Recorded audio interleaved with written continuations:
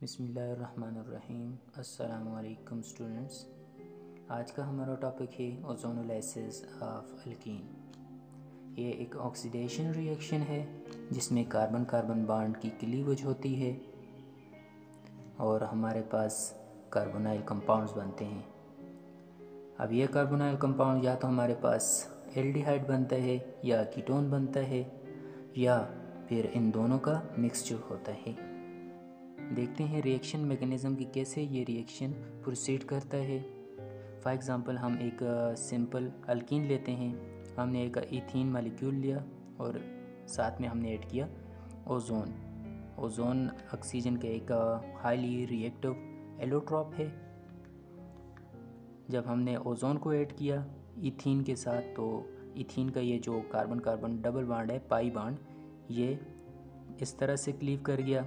जब इसने क्लीव किया तो कार्बन के ऊपर पॉजिटिव चार्ज जनरेट हुआ और इस तरफ से ये बॉन्ड जो ऑक्सीजन के दरमियान है, ये इस तरह इस ऑक्सीजन के ऊपर ब्रेक हुआ और इस ऑक्सीजन ने फिर अटैक किया इस कार्बन को। तो हमारे पास एक 5 मेंबर्ड साइक्लिक स्ट्रक्चर बनी इस तरह से। ये एक साइक्लिक स्ट्रक्चर है 5 मेंबर्ड जिसका नाम है मोलोजोनाइड। ये एक अनस्टेबल स्ट्रक्चर है। अब ये अनस्टेबल क्यों है? देखें, ये 3 कंसेक्यूटिव ऑक्सीजन एटम्स हैं, ठीक है, और इनके पास लोन पेयर ऑफ इलेक्ट्रॉन्स हैं। अब ये लोन पेयर ऑफ इलेक्ट्रॉन एक दूसरे को रिपेल कर रहे हैं। अब इस रिपेलिंग की वजह से ये स्ट्रक्चर अनस्टेबल स्ट्रक्चर है और अब ये स्टेबल होने के लिए रीअरेंज होगी। अब रीअरेंज कैसे होगी? देखें, ये जो कार्बन कार्बन सिग्मा बॉन्ड है, ये शिफ्ट होगा इस कार्बन और ऑक्सीजन के दरमियान।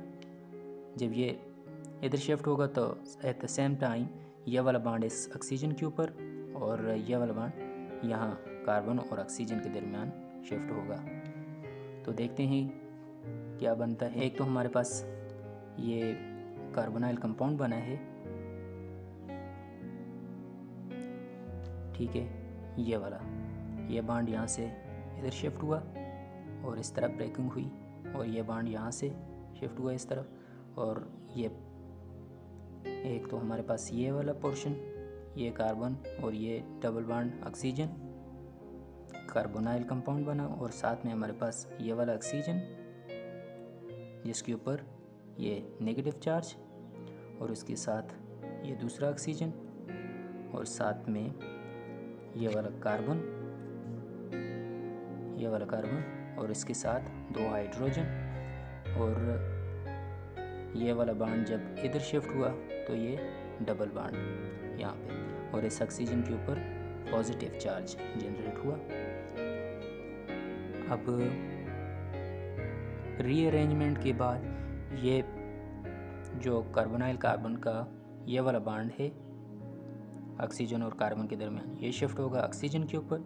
जब ये वाला बॉन्ड पाई बॉन्ड ऑक्सीजन के ऊपर शिफ्ट होगा तो ऑक्सीजन के ऊपर नेगेटिव चार्ज, ये नेगेटिव चार्ज आ गया और इस तरफ से कार्बन के ऊपर पॉजिटिव चार्ज पैदा होगा और यहाँ से ऑक्सीजन अटैक करेगा इस कार्बन को, ठीक है। और जब ये इसको अटैक करेगा तो यहाँ पे ऑक्सीजन को देखें, एक इलेक्ट्रोनेगेटिव एटम है और इसके ऊपर पॉजिटिव चार्ज जो कि इसको अनस्टेबल बना रहा है। तो ये वाला बॉन्ड इधर शिफ्ट होगा और इस तरह ऑक्सीजन भी स्टेबल हो जाएगा और यहाँ पे पॉजिटिव चार्ज जनरेट होगा और यह वाला ऑक्सीजन इस कार्बन को अटैक करेगा। तो देखते हैं नेक्स्ट क्या बनता है हमारे पास।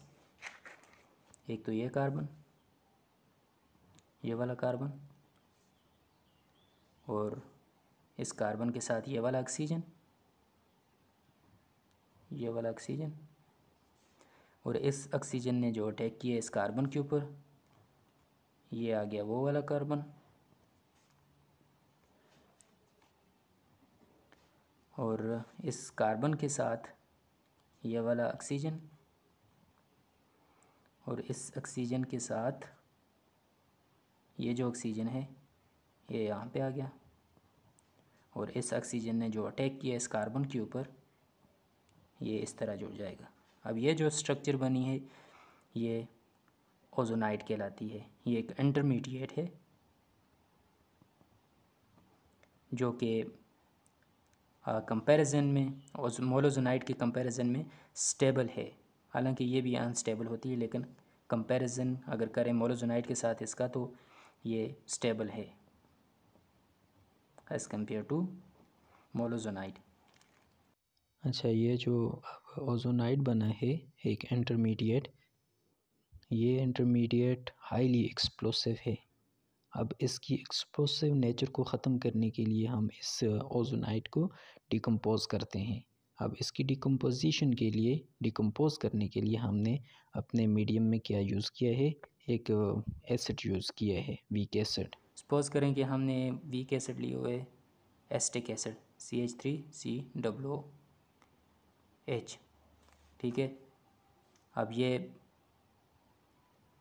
H पॉजिटिव देगा। ये जो H पॉजिटिव आया है एस्टिक एसिड से, यहाँ पे ऑक्सीजन के ऊपर 2 लोन पेयर हैं, लोन पेयर ऑफ इलेक्ट्रॉन्स, ये अटैक करेंगे इस प्रोटॉन को। तो नेक्स्ट हमारे पास इस तरह से स्ट्रक्चर बनेगी ये, और यहाँ पे ऑक्सीजन के ऊपर पॉजिटिव चार्ज। अब ये ऑक्सीजन चूँकि इलेक्ट्रोनेगेटिव है, यहाँ पे पॉजिटिव चार्ज इस ऑक्सीजन को अनस्टेबल बना रहा है। तो अब होगा ये कि ये वाला जो बॉन्ड है कार्बन और ऑक्सीजन के दरमियान ये शिफ्ट होगा इस ऑक्सीजन के ऊपर, जो कि ऑक्सीजन को स्टेबल करेगा न्यूट्रलाइज करके, और कार्बन के ऊपर पॉजिटिव चार्ज क्रिएट होगा।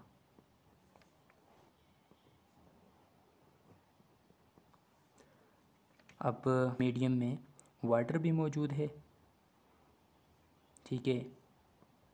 वाटर के ये ऑक्सीजन है, इसके पास लोन पेयर ऑफ इलेक्ट्रॉन्स, ये अटैक करेगा इस कैटायन के ऊपर, कार्बन को अटैक करेगा। तो हमारे पास बनेगा क्या, देखते हैं। अब देखें, क्योंकि ये जो ऑक्सीजन है इसके ऊपर पॉजिटिव चार्ज है, अनस्टेबल है, ये स्टेबल होगा कैसे, ये प्रोटॉन की फॉर्म में निकलेगा हाइड्रोजन, अपने ये जो इलेक्ट्रॉन्स हैं शेयर्ड इलेक्ट्रॉन्स छोड़ के H पॉजिटिव की फॉर्म में निकलेगा, और यहाँ से ये वाला प्रोटॉन यहाँ से लीव करेगा, और ये जो कार्बन और ऑक्सीजन के दरमियान बॉन्ड है ये इस ऑक्सीजन के ऊपर शिफ्ट होगा। तो नेक्स्ट हमारे पास ये स्पीशी बनेगी। एक तो ये हाइड्रोजन है, ये वाला हाइड्रोजन, ये वाला, इसके साथ ये ऑक्सीजन, और इसके साथ ये वाला कार्बन, ठीक है। यहाँ पे 2 हाइड्रोजन हैं, और इस कार्बन के साथ ये वाला ऑक्सीजन, ठीक है। और इस ऑक्सीजन के साथ ये एक और ऑक्सीजन है ये, और इसके ऊपर नेगेटिव चार्ज, जो कि यहाँ पे बॉन्ड ब्रेक हुआ है इस ऑक्सीजन के ऊपर, ठीक है।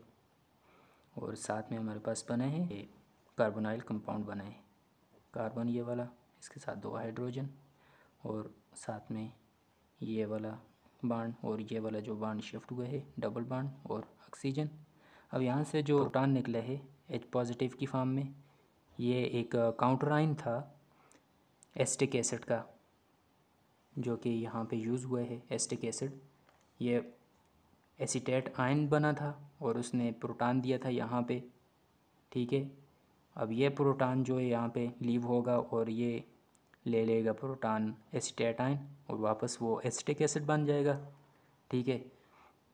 और ये वाला जो प्रोटॉन है ये वाला, इस प्रोटॉन को ये वाला ऑक्सीजन जो कि ये नीचे है, ये प्रोटॉन इस तरह अलग से लिख लेते हैं, ये वाला जो लीव किए इस प्रोटॉन को ये ऑक्सीजन अपने साथ ले लेगा। तो नेक्स्ट हमारे पास क्या बनता है, एक तो ये वाला कार्बोनाइल कंपाउंड बना, ठीक है, और एक इससे बनेगा, इससे देखते हैं कौन सा बनता है। एक ये हाइड्रोजन, इसके साथ ऑक्सीजन, ये कार्बन, ये ऑक्सीजन और ये इसके साथ ये वाला ऑक्सीजन और साथ में हाइड्रोजन। ठीक है, अब ये जो हाइड्रोजन है ये H पॉजिटिव की फॉर्म में यहाँ से निकलेगा, ये बॉन्ड शिफ्ट होगा ऑक्सीजन के ऊपर, और ये वाला जो बॉन्ड है कार्बन और ऑक्सीजन के दरमियान ये इस ऑक्सीजन के ऊपर ब्रेक होगा। ठीक है, अब इस ऑक्सीजन के पास लोन पेयर ऑफ इलेक्ट्रॉन्स भी हैं ना, तो ये जो प्रोटॉन निकलेगा यहाँ से, तो ये अटैक करेगा इस प्रोटॉन के ऊपर। ठीक है, तो हमारे पास बनेगा क्या, एक तो ये वाला कार्बोनाइल कंपाउंड बनेगा। ठीक है, ये कार्बन, ये तो बॉन्ड टूट गया है ना, ये चीज़ बनेगी। ठीक है, कार्बोनाइल कंपाउंड, और साथ में हमारे पास H2O2 हाइड्रोजन परऑक्साइड बनती है। अब ये हाइड्रोजन परऑक्साइड जो बनी है, ये अगर हमारे पास ये एल्डिहाइड बना है, फॉर्मेल्डिहाइड है ना ये, तो ये H2O2 एक माइल्ड ऑक्सीडाइजिंग एजेंट है। ये फर्दर ऑक्सीडेशन करता है और इस कार्बोनाइल कंपाउंड यानी कि एल्डिहाइड को फर्दर ऑक्सीडाइज करके कार्बोक्सिलिक एसिड में चेंज करता है। अब इस रिएक्शन को यहीं तक स्टॉप करने के लिए हम ये जिंक यूज़ करते हैं, जिंक मेटल। और जिंक मेटल जब हम यूज़ करते हैं तो ये जो ऑक्सीडाइजिंग एजेंट साथ में जनरेट हुआ है H2O2, ये इसके साथ रिएक्टर करेगी जिंक, और हमारे पास जिंक ऑक्साइड बनेगा और साथ में वाटर बनेगा, और इस तरह हमारे पास ये जो ऑक्सीडाइजिंग एजेंट बना है ये कन्वर्ट होगा जिंक ऑक्साइड में और वाटर में, और इस तरह हमारे पास दो कार्बोनाइल कंपाउंड बने, एक ये बना है और एक ये बना है।